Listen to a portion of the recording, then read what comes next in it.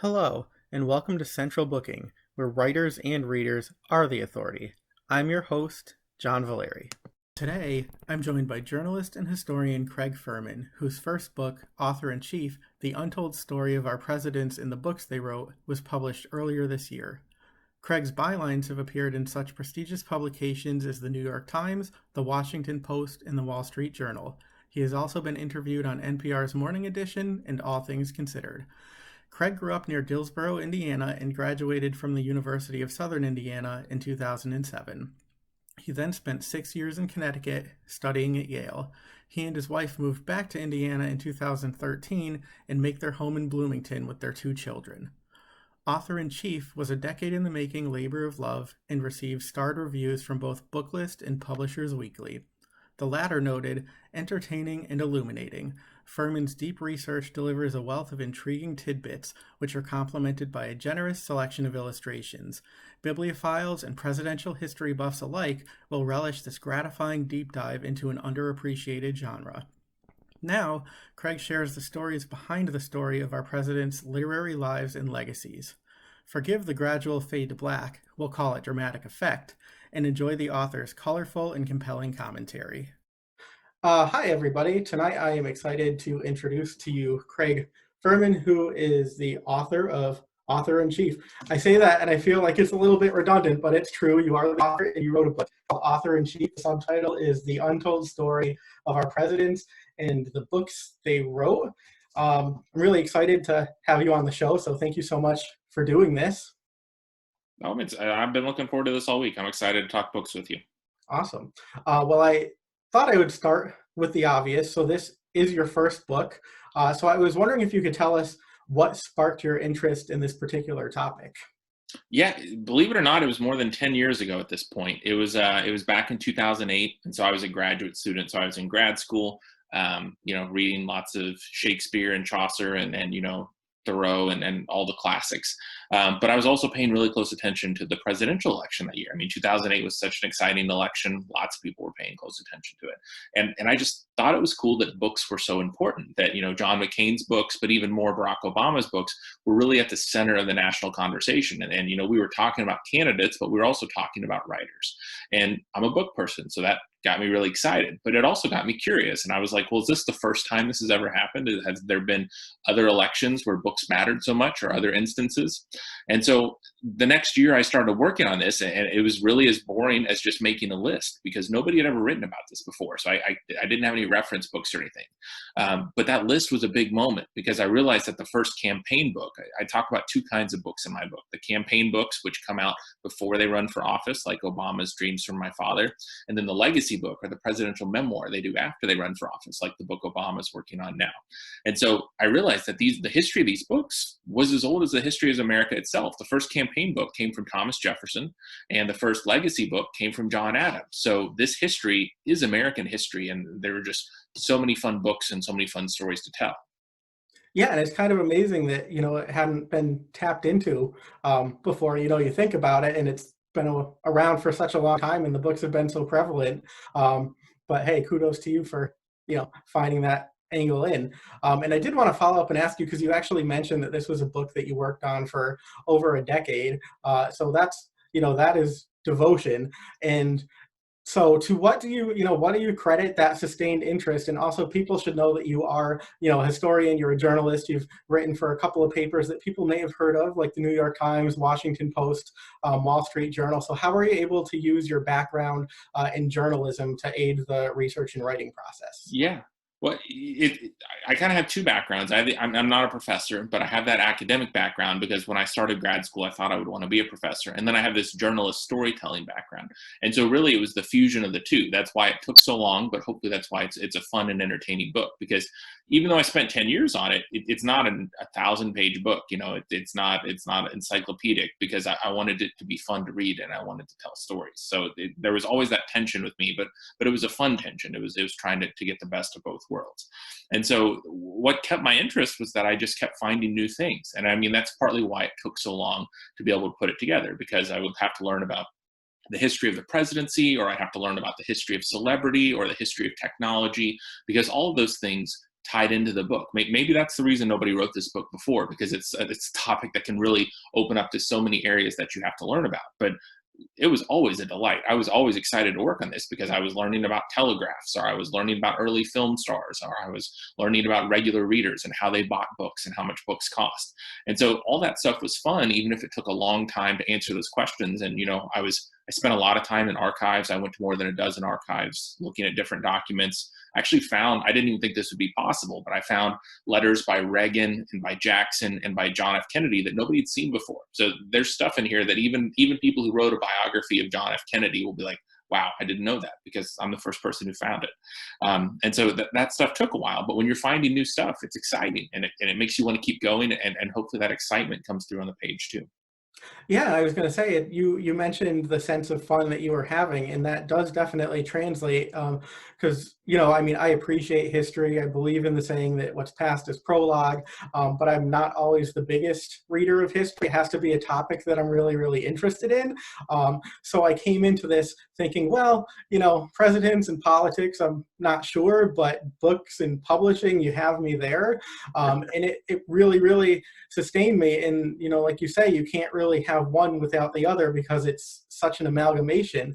So can you talk a little bit about how you sort of sustained that as you were writing the book, and how you really wanted to bring history alive for the reader so that it didn't become something too dense or dull? Sure. Well, I feel like I had a cheat code, and the cheat code was I was talking about books, because to me, books on the one hand are sort of abstract and something that sits on a shelf, or something that you read alone, so maybe that doesn't feel that human. But anybody who's a big reader, I mean, some of the moments that I have felt the most human myself have been sitting there with a book, and I'm sure you feel the same way, and I'm sure your viewers feel the same way. And so that's true for presidents too. So when I'm writing about Ulysses S. Grant as a young man, and I'm finding these letters where he and his wife, who's not yet his wife, they're just kind of courting, and they're writing back and forth, reading the same novel, and they're sort of sharing their views and their reactions to the characters. And Ulysses S. Grant sees a note in the margin because he had to borrow the book from another soldier, and he kind of daydreams, wow, what if that had been Julia's note? What if she was here with me? I mean, I don't have to do that much to make that feel human. That's just a great human moment. And I'm just fortunate that I'm able to pay attention to those and put those in, because I'm not as worried about Ulysses S. Grant's record as a general or as a soldier. I mean, that stuff is important. I needed to understand that. There are little dollops of that in the book. But the main thing for me was thinking about them as writers, which also means thinking about them as readers. And those moments, whether it's Grant reading his book, or John F. Kennedy trying to promote his book, or there were just so many little human moments that by picking that really specific angle of presidents plus books, I was able, I think, to kind of go behind the scenes and capture them at their most human. Sure, and it was kind of amazing to think, oh, here's our president, and they actually could carve out time, to read as well. It's like, who has time to read? That's pretty fantastic, and I think it illustrates, the power of the book. I wanted to ask you too, you already touched a little bit upon how you couldn't write this book without sort of chronicling the history and the evolution of publishing as well. So can you touch on that briefly? And also, one of the things I found really fascinating about the book was the idea of copyright law, and how, initially that didn't really exist. And so people were stealing books from other countries.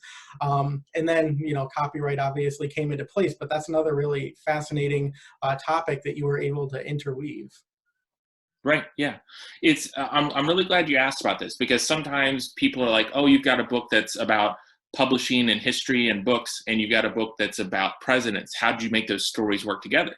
But they're the same story. It's just people haven't done the work to connect it. So a lot of people who write presidential biographies, and this is not a criticism, this makes sense, but they will talk about policy, or they will talk about military history, or they will really focus on that angle. But at the same time, people's lives are complicated and touch on lots of different things. And so at the same time Ulysses S. Grant is working his way up the military ranks, he's also reading books. And so when you understand those kinds of literary contexts, you find the connections everywhere. The copyright history is a great example. There wasn't international copyright for a long time. I mean, at the start, there wasn't even American copyright. That was something that had to be added. But even once that was added, that didn't really make room for American writers to be successful, because publishing a book in the 17th century, 18th century, even a little bit in the 19th century, it was a very expensive endeavor. It cost a lot of money, it cost a lot of labor, it cost a lot of materials, and it was a risk, because a book was so expensive that a working class regular person would have to take 2 days of wages to buy one book. So you had to know that that book was going to sell because it was a big risk. The best way to know that a book would sell, and this will honestly feel familiar to people who work in publishing today, was to find big name authors and to find big hits that people would be aware of and be more likely to buy. And so for American publishers, that was actually British writers. Why would you take a chance on an American writer that nobody had heard of when you could just publish Sir Walter Scott's novel instead? And you didn't even have to pay Sir Walter Scott any money, because all you had to do was get a copy of his book, reset it, there was no copyright, and you could keep all the money for yourself. And so that was what made it really easy for British authors' work to be stolen, which they hated. Charles Dickens actually contributed money behind the scenes to try to get international copyright. He was actually sending money to American politicians to try to make this happen faster. But it also was it was a political problem in a weird way. This idea of, does America have great authors? Is America capable of producing big works of literature? In that time, books were the popular culture. Today America dominates pop culture, whether it's through superhero movies or television or anything else. But at that time, America didn't have any kind of cultural figures to speak of. And so that kind of trade deficit in terms of literary culture was a big deal to people like Thomas Jefferson, to people like John Adams. John Quincy Adams, when he was a young man, was writing his dad letters and saying, "Dad, I want to make a difference. I want to change the course of American history. And the way for me to do that is to write a really great poem that even European people will be like, wow, I didn't know an American could do that." And so, that context, you just have to know about that. And it's important to have books that are about John Quincy Adams as a diplomat, and as a president, and all the things that he did in his very varied and impressive career. But the literary stuff matters too. And if you understand the ideas about copyright and literature and America's status on the international stage, all those pieces fit together, not because I had to make them fit together, but because they fit together at the time. We just had to kind of rediscover the connections. Sure, sure.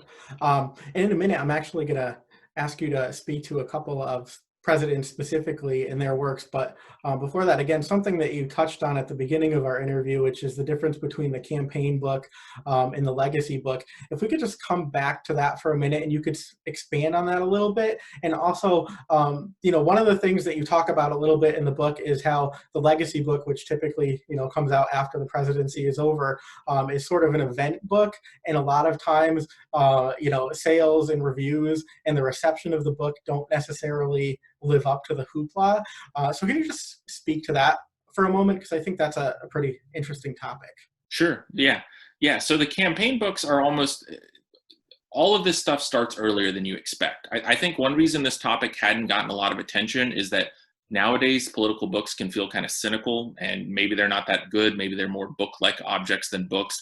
And that's not even true, honestly. I mean, Barack Obama's books are really good books. We only have to look one president back to realize that good books can be written by politicians and can really help those politicians. But still, I do grant the point that overall, a lot of political books nowadays are kind of cynical. So because of that, I feel like it makes it easy for people to sort of dismiss the past history. But this history is so rich and so deep that people were making these kinds of jokes even back then. So even in the 19th century, if a politician would put together a collection of his speeches, the newspapers would start saying, "Oh, I think somebody's eyeing the White House. I think, William McKinley has a book coming out. Well, then we know the governor of Ohio is really excited to run for president," which is the same kind of thing you would say today. But it just shows that these books have been important and part of the national conversation for, hundreds of years, and right there at the center of it. The same thing is true for legacy books, the books that come after the White House. This is a complicated question because ideas about like who could write a book, who could tell their own story, who could publish it, all that changed over time. So John Adams wrote an amazing autobiography.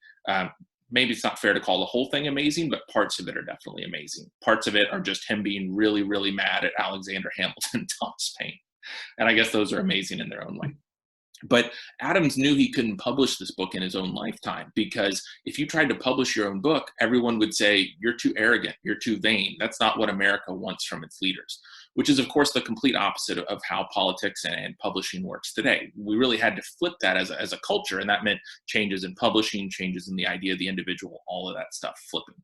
But still, Thomas Jefferson died in the 1820s, and as soon as he passed away, his family had huge debts. One way they tried to get rid of those debts was by selling his slaves. He had an enormous collection of slaves, and so they auctioned them off, split up families. Obviously one of many disheartening and frustrating examples of Jefferson's relation to slavery. Another thing the family tried to do, though, was sell his autobiography, because he had written a short autobiography, and they realized, hey, if we get this out fast, we'll be able to sell a lot of copies and make a lot of money. And they did, and it did. So it's just an example that Americans have always wanted to read about their presidents, always wanted to read their own stories. And sometimes the books don't live up to expectations, but I do think that, especially now with publishing being kind of in this blockbuster age with things like Barnes and Noble and Amazon, but also the resurgence of independent booksellers and all these important factors. A book like Michelle Obama's book was a good book and one of the best-selling books in American history at this point. So at this point, the publishers are getting pretty good at making political books sell. It's just kind of up to the politicians to work hard and write a good book.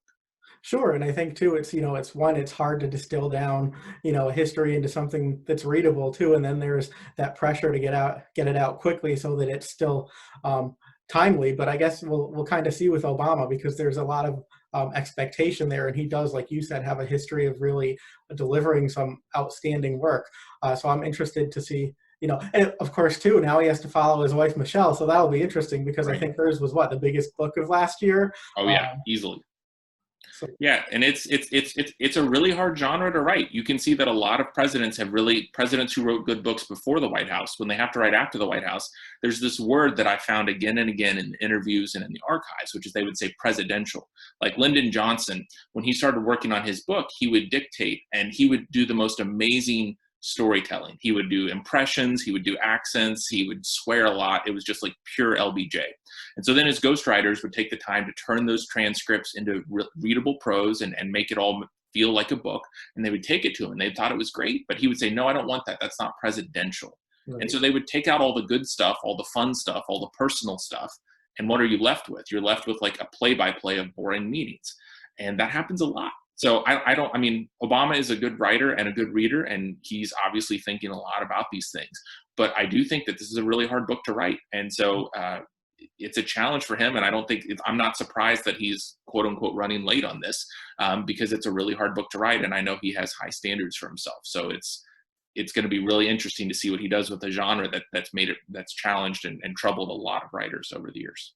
Sure. And it's funny that you would mention LBJ too, and his desire to appear presidential, because so much, has come out after the fact about his behavior that really wasn't so presidential, that, he should have just had a more readable book. But I couldn't agree more. It's just like write the personal book. Don't try to convince the historians, because you never will, because eventually the historians get to find the real documents and they get to make their own decisions. And that's what will determine your legacy. So just don't try to set the trajectory of your historical legacy. Just tell people what it felt like to be president. That's what I think they should do. Sure. Yeah. I guess truth will out.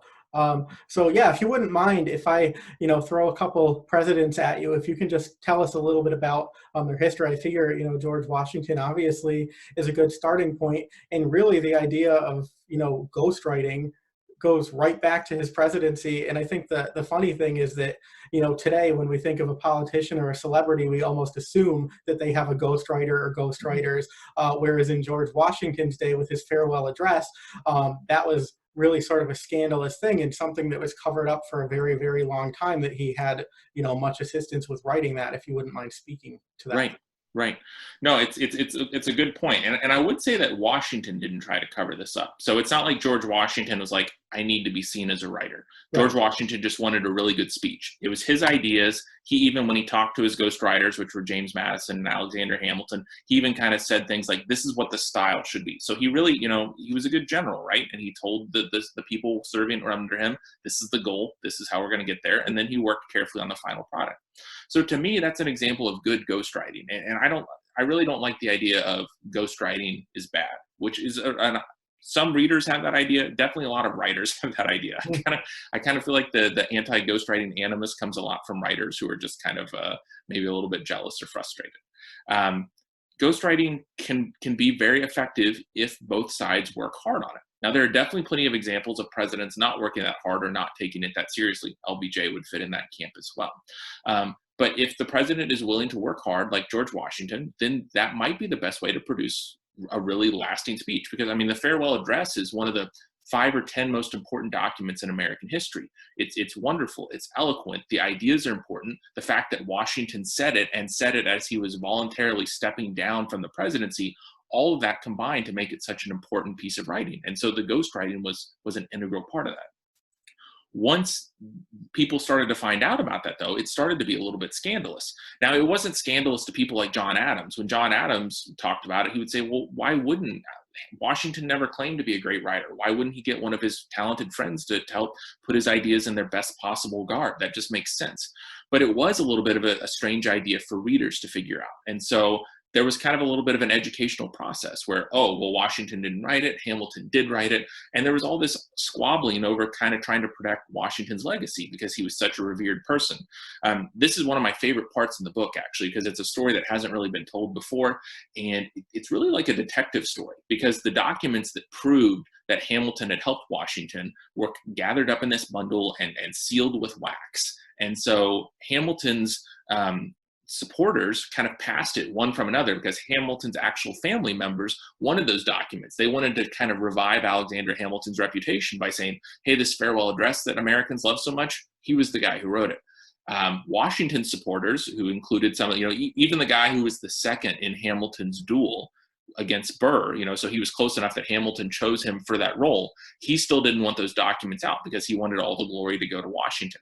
And so there were like, lawsuits, there were threatening visits at people's homes, there were visits on boats, chance meetings, all this stuff, trying to just get these documents and figure out, well, who actually wrote this? And it's an example of people caring about history and how important history can be, and how interested Americans have always been in knowing about their presidents and going behind the scenes. But it's a fun detective story, but it also kind of shows that, once you do the detective work, ghostwriting isn't necessarily a bad thing if people do it conscientiously and diligently. Yeah, I agree with you. I mean, I think that ghostwriting really can be an art, especially, when you have a public figure who knows that they may not be able to express what they want to express the way that they need to. And then you have somebody who is able to help capture their voice and their ideas. I mean, like you said, I think that can actually be a really, really great thing. And it's funny too, because that story about Washington and all that sort of inherent drama with the documents that would prove either way whether or not he was the author of that farewell address, it's fascinating, and it's one of those things that you don't expect to read, and it would make a really good movie. But Yeah. So we'll put that out there, right? The next National Treasure movie can be about that or something. Absolutely. Let's get Nicolas Cage on the case. Oh yeah, I mean, what else does he have going on? He would do it. Right. So I thought I would ask you about Abraham Lincoln as well, because I think that a lot of people don't realize that he has a book to his credit as well. Obviously, he was never able to write the legacy book, but he, very smartly realized what a great and powerful orator he was, and he was able to sort of capitalize on that. So would you be able to speak to his literary work? Yeah, the Lincoln chapter is my favorite chapter in the book. And it was the one where I was just constantly just so excited to learn new things and to make those new connections. Certainly when I started working on this, I thought of Lincoln, and I think most people think of Lincoln as an orator, right? Like with the top hat, declaiming a big speech, and kind of the audience paying attention, whether it's at the debates or the Gettysburg Address or whatever else. That's true, but what's interesting, and you can see this in his letters, you can see this in the speeches that he gave, not the really popular ones, but other ones. You can even see this in his life story, is that Lincoln didn't think in terms of speeches. He thought in terms of texts. And even in those debates, Stephen Douglas, his opponent, would repeat himself, because he just assumed, we're going to 7 different places in Illinois. The same people aren't going to be at each one. So I've got my stump speech. I've got my points. That's fine. Douglas actually was so repetitive, this is not just me saying it, that people who were kind of copying down those speeches to reprint in newspapers, they would just stop listening, because they're like, oh, here comes those paragraphs about free soil. Yep, got it. We'll just use the same ones over, because he's going to repeat himself. Lincoln realized that far more people were going to read the transcripts than could ever show up at any one of those debates, and that they were going to read all the transcripts. So he really constructed a narrative. I've proven this idea in my last debate. I'm going to prove this idea in this debate. They build on each other. I'm going to really make this case. And so that's an example of him thinking about the people in the crowd, but also thinking about the readers who are going to read the text.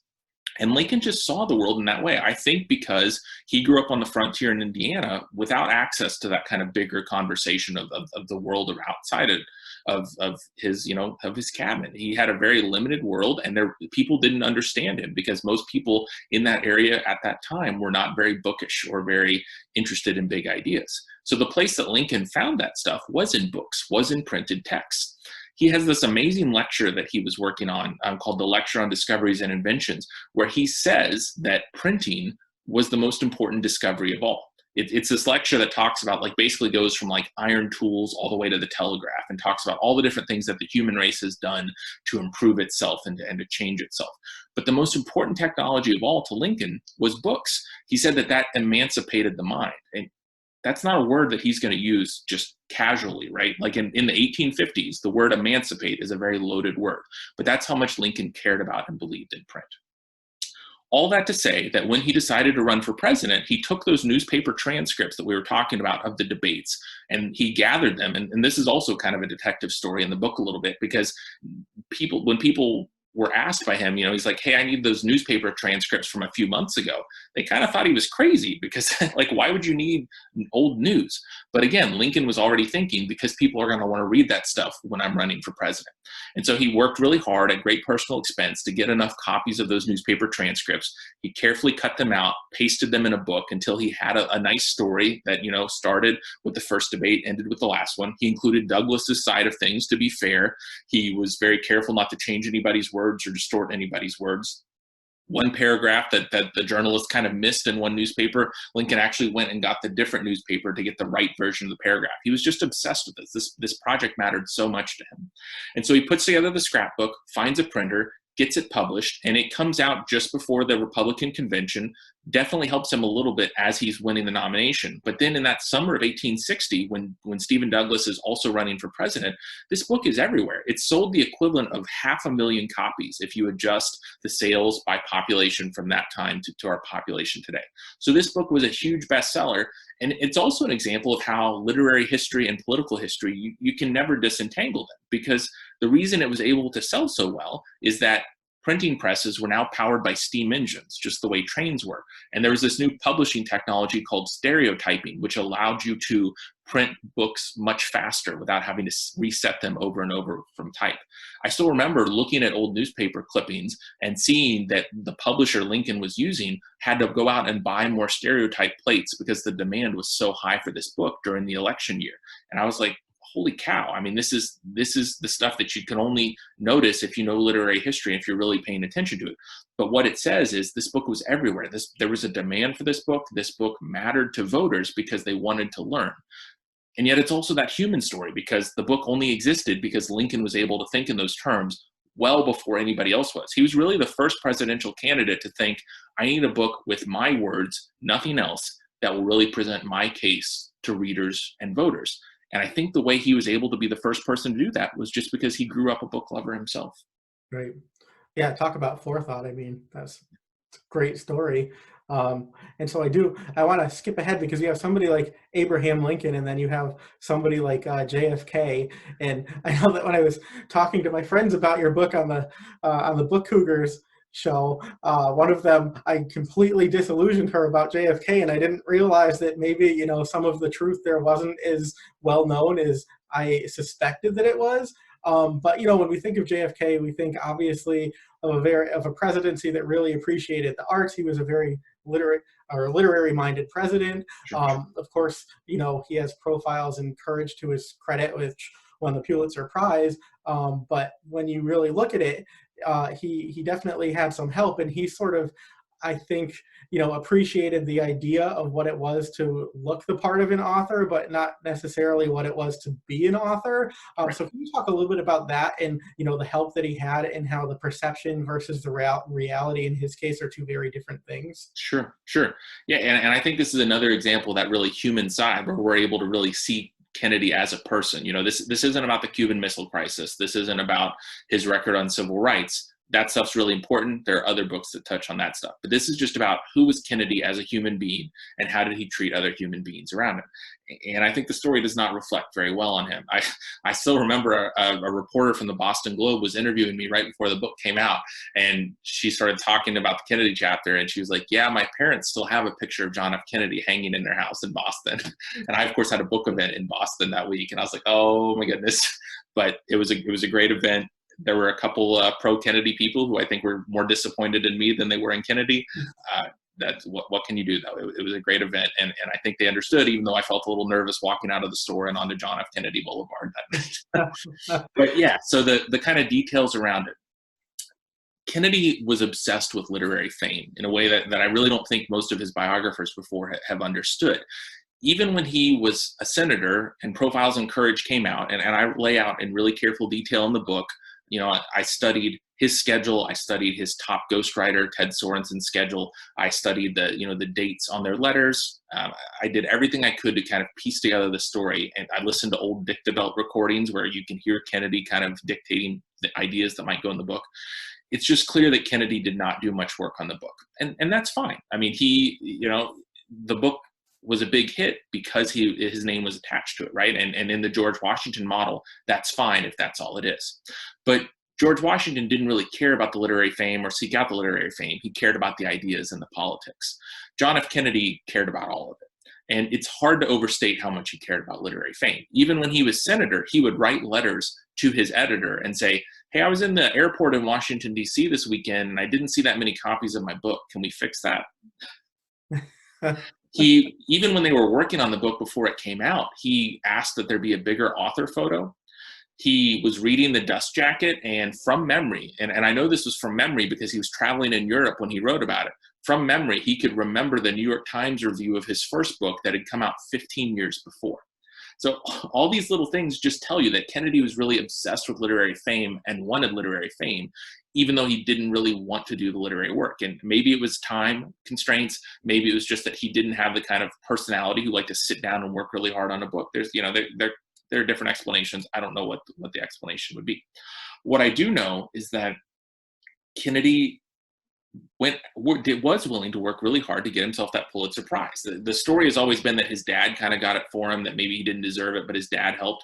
But I found new documents at the Kennedy Presidential Library that proved that Kennedy himself was actually the person who went out there and convinced people, this is, let's get the award. Let's get people who can persuade these people that this book needs the award. And I still don't quite understand it. I mean, why didn't he spend that working on the book? Or why wasn't he just content having a book that was a massive bestseller? For some reason, he really craved literary fame and wanted literary fame. And, it didn't matter to him whether he got that ethically or not. Sure.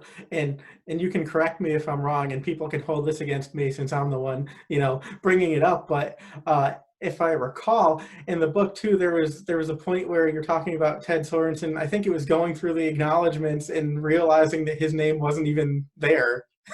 Yeah. And what's really crazy about that is, Sorensen is like, hey, maybe you want to mention me. So Kennedy just adds a line mentioning them. And then once this becomes a scandal, when Kennedy's running for president, they use that line as the linchpin for their defense. And so again and again, when people were like, well, what about Sorensen's work? Kennedy would be like, I gave him a credit. I mentioned him. How can you possibly be mad at me? But if you go back and look at the papers, the only reason he gave him that credit was because Sorensen was like, shouldn't you at least mention me? But I mean, that's politics, right? You take the advantages where you can find them. Sure is. I read that and I said, ouch. Oh, that one hurts. So I thought lastly, we could talk a little bit about Obama, because we do think of him certainly as a very literary-minded president. And he's an interesting case. One, actually, it was an excerpt online that I read about Obama's story that sort of led me to your book, which was fun. But really, he was kind of torn as a collegiate. He wanted to be a writer. He wanted to be a politician. He didn't really know which way to go.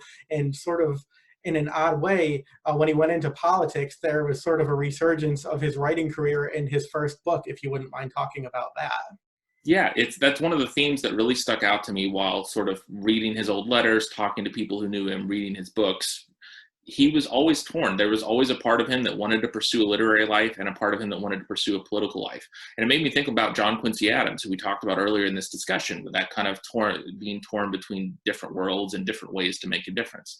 And so Obama obviously tried the literary path. He got a book deal. He wrote a book that was really nicely reviewed. It's obviously a wonderful book, but lots of wonderful books come out and then disappear. I mean, writing a good book isn't enough to get that kind of acclaim or to have that kind of that kind of readership.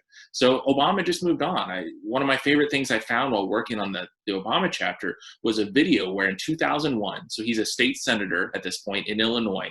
He does a talk at a little public library in Illinois talking about his book. And, he's like, yeah, my book came out 5 years ago at this point. I don't think Stephen King is losing any sleep. And so he's kind of made peace with the fact that the book is not going to be a big bestseller, that it's not going to be a blockbuster. But he said, what really matters is that I have it to show my girls because they can understand where I came from. And that's really what the book did, is writing that book. The reason it was such a hard book for him to write is that he sort of made sense of his own story and realized, what did his life mean? How was he able to make peace with the different family members and all that stuff? So he does that. He sets the book aside. And even if the book didn't sell any copies after that, the book still mattered because obviously his ability to say, I have a very fractured and complicated background, but I was able to bring it all together through working hard, through having optimism. He would use that life story on the campaign trail to serve as a stand-in for America and say, red and blue, it doesn't matter. We can all work together. Black and white in my own family background. Hopefully my story can be an example of how we can come together and work together towards some common good. So even if the book hadn't sold a lot of copies, writing the book, and again, this is that kind of human side we've been talking about, writing the book was really where he sort of pieced this together and sort of understood his own story. But once he started running, once he had that 2004 convention speech, once he starts being in demand and on TV and the huge political star that we all know about, the book comes back into print and it starts selling millions of copies and it's everywhere. And so it's really fascinating that he wrote a great book. It didn't catch on because that's what happens sometimes. But then once he became a political star, he's got this book in his back pocket, and then all of a sudden this is a book that should have always been a big seller, but now it's selling millions of copies, and it's a book that's helping him get to the White House, both because it was a book people really liked, but also because writing the book helped him sort of figure out what his life meant and what kind of story he could tell voters. Right. And one of the things I love too is, initially, as you mentioned, it didn't sell that well. And if I remember correctly, again, he ended up with a bunch of, the remainder copies in his possession, and he would sort of hand them out as token gifts. And then it became harder and harder to find. But it's just kind of fun to think about, a book that you think, was sort of DOA. And then it had a great resurgence. I think that's just a great story that sort of shows you the power and the lasting impact of books in words. So in a minute, I'm going to ask you the dreaded question of what you're working on now, but I figure, before I get there, is there anything else that you wanted to touch upon about this book? Anything that you found particularly fascinating or insightful that I haven't asked you about? We've really touched on a lot of my favorites, like the Lincoln chapter, as I said, is one of my favorites. The Obama one is one of my favorites. John Adams and his kind of struggles to figure out how should an autobiography even work. But I hope what people really take from this is just that, if you love politics, this is a book for you. But if you love novels or literature or literary history, this is also a book for you, because those two worlds have interacted and intersected a lot more than we might realize. And so, whether you're understanding how Obama read literary memoir in the 1980s, or whether you're understanding how John Adams read autobiography way back when in his life, those stories matter because they shape them as people, and those, their personhood, their lives as people had a lot to do with how they became president. Yeah, absolutely. And I mean, I can say, I guess I'm sort of testament to that. I was sort of iffy on the history piece, but, like you said, it's ingrained so much together that it's really interesting and fascinating, and it definitely holds your attention. So I'm going to ask you, I know you spent, like you said, over a decade working on this book, which is a very long period of time. So it must be annoying, after it's finally ushered out into the world and everybody wants to know, but what comes next? What are you working on now? But, do you have an idea for another book, or are there any, shorter journalism pieces that you wanted to talk about? Well, I've got a couple ideas that I'm sort of trying to think about. I want to make sure it's an idea that I can potentially spend that much time with again, and that really gets me excited in the same way. But I am working on something kind of shorter, but that I still think is really amazing right now, and that's an anthology. It's going to come out later this year, actually, this fall, and it's called Best Presidential Writing. I'm doing it with Simon and Schuster again with the imprint Avid Reader Press, and so there's never been a book like this before. It draws the best presidential writing, whether it's the speeches like Lincoln's debates or Washington's farewell address, or whether it draws excerpts from books like Obama's Dreams from My Father, all the way from Washington, all the way up to Obama and Trump. And I really just tried to find the pieces of writing that were the best. And some of them have never been published before. Some of them are private. Some of them are completely unknown, even to presidential scholars. Some of them are, JFK's Ask Not speech, where everybody knows it. But I love that they can all be in one place in hopefully a really handsome and sturdy book. And you can just kind of read the history of America in the words of the presidents themselves. And so we're working hard on that. It should be ready this fall. And that's kind of where most of my headspace is right now, that and taking care of my kids. No, of course.